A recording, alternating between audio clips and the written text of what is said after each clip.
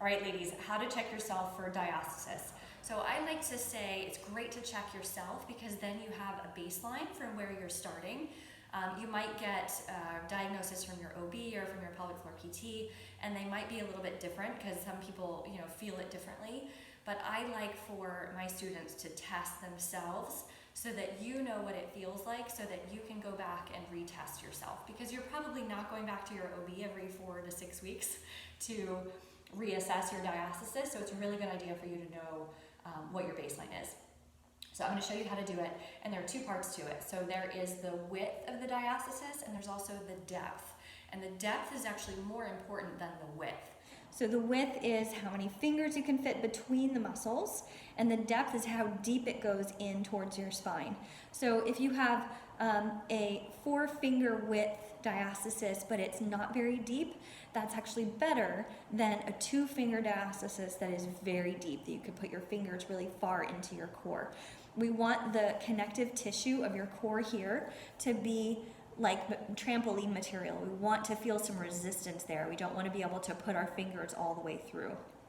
All right, so I'm going to show you how to do a diastasis check. You're going to roll onto your back, bring your hips flat. With your non-dominant hand, you're going to take your hand behind your head and then lift your head a little bit off the floor.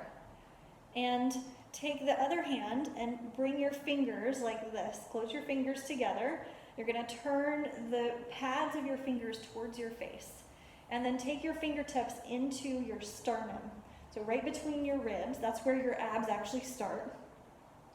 And then start to move down your core, moving the fingers from side to side and seeing if you feel any ridges on either side, or if your fingers go down into your belly, right? So you might feel more width in one area or more depth in one area than the other.